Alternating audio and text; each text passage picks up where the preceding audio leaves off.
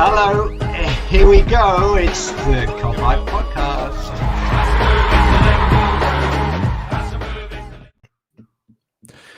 What is happening, everyone? Welcome back to another Cop-Eye Podcast and a little chat about the team news, which has just came out. I'm Mick, and I'm joined again by little wee Matt Ramirez for the first time in a long time with his little sexy Manscaped top on. How you doing, lad? I'm good. Yourself? But yeah, team news. Team news is Alisson in goal, Trent right back, Fabinho and Kabak centre half, Robertson left back, Thiago Wijnaldum in midfield, and a front four of Mane, Salah, Jota, and Firmino. That's I think that's as what we all wanted to see, isn't it, Matt? I think all four go for it. We need to win. We need to win this game. So I think it was necessary, wasn't it? I think the only bad thing is that Fabi's back in defence, but other than that, Yeah. I've been calling for the front four to start a game for it feels like weeks now. So I think he's just going to try and blitz them because the Anfield form isn't great. So I think he's just going under the logic of we might concede, so let's just score as many as we can. Yeah, that's got to be the logic. I mean, 1892 Reds podcast, nice one, fellas. Front four start and finally, and then we've got Chris Kelly, morning men. I don't know if that means morning man, or I don't know if he's just feeling a bit excited this morning. I don't know what's going on with that one. But anyway, let's go into the subs. We've got Adrian, we've got Milner, we've got Keita, we've got Ox, we've got Jones, we've got Tsimikas, Shaqiri, Reece Williams, and Necha Williams. Nice to see Curtis Jones back on the bench, innit? Yeah, but I mean, you didn't say Ben Davies, did you? No, I didn't. Yeah, I don't notice anymore. It's becoming apparent more and more that he was signed because we didn't think we were going to get Kabak, isn't it? It is. I honestly, I just can't, because he has been in the squad, hasn't he, a couple of times, and then he's not in the squad. So it's like, which one is it? Is he a Liverpool player? Is he going to get some games, or is he not? I just fucking. You think he's just really, really shit? I don't know. I honestly don't know, because I mean, I heard a few like Preston fans speaking about him, saying he's a good player and whatever. But I think it must have just been a case that we didn't think we were going to get Kabak. We got him instead, and also we got Kabak as well. So we had two, and it was an extra body just in case we had another injury or something like that. But yeah. The way Preston fans were speaking about him when we signed him, you thought he'd be the second coming of Van Dijk, and he hasn't done anything for that. I haven't even seen like training photos of him. I know. I mean, I posted a tweet not long ago where I think I put him next to the little kid in the first Jumanji when he like starts turning into a monkey. Oh yeah. He looked like him, and I was like, is he?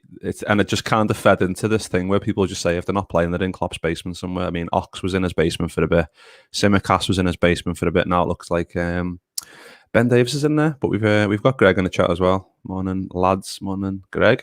We've got Alan Sheridan. Well, lads, big one today. Let's go. Let's get at them. Yeah, I think that kind of the front four that shows Klopp's intentions first off, doesn't it? But Chris Kelly's in again. Good morning to you both. Hope that helps. Yeah, are you all right, Chris? Have you been on the drinks early this morning? Dan, yes, lads. There we go with that team. Chris again. Chris is loving it. Pity Fab at C-Beam, but maybe he could have been there if Phillips was fit due to Wilson and maximum pace. Yeah, speaking about that, let's have a little look at the Newcastle team. So let's see if they've got it in order of formation, which I think they fucking haven't. It's in order of number, which I fucking despise. I've got to hear formation if you want. Go on then, go for it. Yeah, Dubravka, Murphy, Fernandez, Clark, Dummett, Ritchie, Shelby, Longstaff, and then Almiron, Maximan, and Joelinton. Right. So Callum Wilson on the bench. On the bench, yeah, with big former Liverpool legend Andy Carroll and Javi Manquillo. I was going to say, and don't forget we Javi Manquillo. Yeah, legend. Yeah, that's. I mean, I spoke to Paul from the Tomb Review yesterday on the preview show, and he said it wouldn't surprise him if Steve Bruce left Callum Wilson on the bench, which he has. Which is just, I mean, if he's fit, I know Joelinton scored a few recently, but if you would have went with Callum Wilson and St. Maximin, this one up front, I would have been a lot more worried, wouldn't you? With those two, with that pace up top. Yeah, but I mean, at the same time, I think that Joelinton's not too bad at linking up the play. And I think he's going to look more than a direct striker. He's going to try Fabinho, if that makes sense. I think he's just going to try drag him out of position and then let Maxim and Almiron do the running in behind. But either way, we should have enough quality to deal with them. Maximan's definitely got the X factor. He's the one that if you keep quiet, you keep Newcastle quiet regularly. You look, when he was out injured and Wilson was out injured, they went on a bit of a slump. And now that it's no surprise that they're up taking form is when Mr. Gucci is back in the lineup. But yeah, we keep him quiet, then we should be good. And it's more... It fills me with confidence how Trent's been playing recently. He's got a lot better defensively. If this would have been Trent at the start of the season, I would have been more concerned. But the way he sort of developed as the season's gone on, I'm pretty confident that he can deal with Gucci. With Gucci, that's his new name. His new name is Gucci. But looking at I'm on live score and they've got it set up as a 3-5-2, which I imagine that'll be a 5-3-2, won't it? Little Matt Rich will probably go left wing back, and then Murphy will probably go right wing back, and then they'll just have Shelvey and Longstaff in front of them, really deep as well, and then Almiron and Joe Linton and St. Maximum kind of like as their outlets. But it is a shame about Fabinho. I mean, going having them back in centre half, we all know how good he is there, but I mean, I don't know how long Nat Phillips is out for. I think when he was out of the last game, with the Leeds game, it kind of was like there was so much going on with the Super League that we didn't even kind of notice that. But for Bach, there you go. There's a new joint name together. Fabinho and Kabak were really good in that last game, so I'm hoping we can see more on that. And I think Kabak's getting better with every game. He looks more. He's flying into tackles. He's then driving forward like Joe Gomez-esque in a way, the way he does it, the way he's got that speed, and he can go past people and he can clip a ball over the top. So I'm looking forward to seeing him play again today alongside Fab. Yeah, I mean, I'm not too worried. Fabak. Fuck's sake, it's too early. It's too early, Chris. I'm not too worried about Fabi at centre back because I still think he's our best centre back at the moment. The only thing that concerns me with him at centre back is that he's not in midfield. And our uptake in form has coincidentally happened when Fabinho's gone back into the midfield. But you'd like to think that Gini and Thiago have enough quality to still win that midfield battle. Add to the fact that Bobby's probably going to be dropping in, we should be fine. But yeah, like you said, Kabak's looking good. He's looking better every game. The way he's playing now, and given the reported transfer fee that would be attached to him, I'd go for it. And you're not really losing much. So no, I'm pretty confident with our back line. I think they should be okay. And it's a shame for Phillips, but at the same time, you'd argue that Fabinho at centre back is still an upgrade on Phillips. Yeah, I mean, Phillips has been great, hasn't he? Like he's came in, done the job that's been required, and just put his body on the line whenever we've needed him to. Obviously, I don't know what that means for him going forward, but what Dan's just said kind of feeds into that a little bit. So let's have a little chat about Konate. Obviously, I think it's been in the works, hasn't it? It seems, and then I think it was Fabrizio Romano on Twitter. I don't know how. Last night, yeah, he's got a blue tick, but I don't know how reliable he is. I mean, I always take. If he says it's happening, then it's happening. Yeah, I mean, I just any journalist on Twitter, I'm just kind of like, yeah, I'm happy if it happens, but I'm not going to believe it fully until I see him doing the. I was going to say the Melwood lean then, but the AXA training centre lean. What do you make of Konate? Have you seen much of him? I mean, he's a unit, isn't he? He's 6'4". I think he's going to be 22 next month. So he's on the young side as well. So have you seen much of him to kind of see what he can bring to this Liverpool team? In the Bundesliga, he's quality. The only thing that concerns me is that we beat Leipzig 4-0 and 2 of the goals were his fault over 2 legs. Did he play though? Yeah, I think he was a centre back that slipped when we passed the ball back and we went through. I don't think he did. He play? I don't think he did. I think it was Konate, or unless I'm getting confused with Mukiele, but one of them. I think he was still injured at that point, because I remember thinking, I knew we were linked with him, so I was like, oh, I'm looking forward to seeing Konate, and then he didn't. I think he was on the bench for the second leg. In that case, ignore the last 2 minutes. I was gonna say. You know. In the Bundesliga, he's been good. So then ignore my negative about him. I think it's a great more positives. to start getting fans back on side as soon as they come out the Super League and then hit us with, oh, we're signing this guy. Yeah, look, I mean, it's like the comments say, I think it's the end of Matip, unfortunately, because I think Matip's one of the best when he's fit and healthy. And if we're signing Kabak as well, unfortunately, I think that means Phillips is leaving too. I can't see a world where we've got 5 senior centre backs when Gomez and Van Dijk come back fit. So if he's coming in and Kabak staying, then Matip's definitely gone, and Phillips is probably out the door as well. Which I'd rather have Phillips. I think he's earned his place.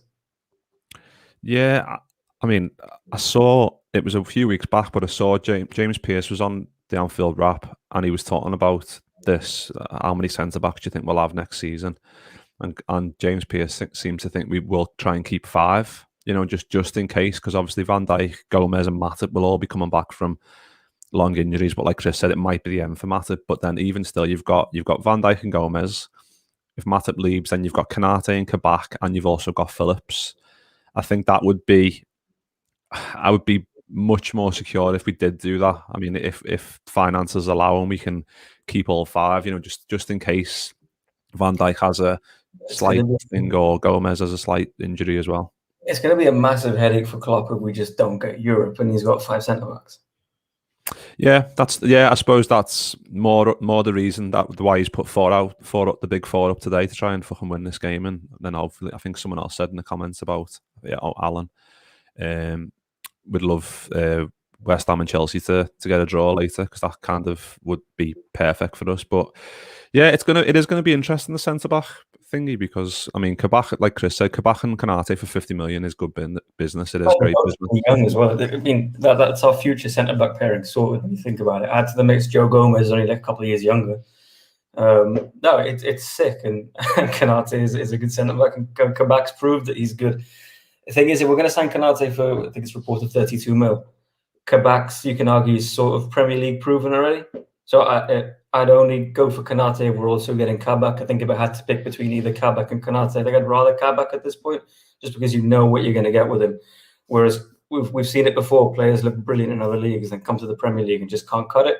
And I don't know if I'd want to risk that for the sake of sacrificing Kabak. So it depends. If we're getting both, I think it's great business. If we're only getting one, then I'll be a bit more suspect. Yeah, I mean, I hope we do get both, because like you said, I think Kabak's just turned 21, and then like I said, Konate is going to be 22 next year. Joe Gomez is 24. Obviously, Van Dijk's getting on for 30. So, I mean, it's giving us options, but it's also it's building for the future, isn't it? Like, get these players in early, like Kabak's.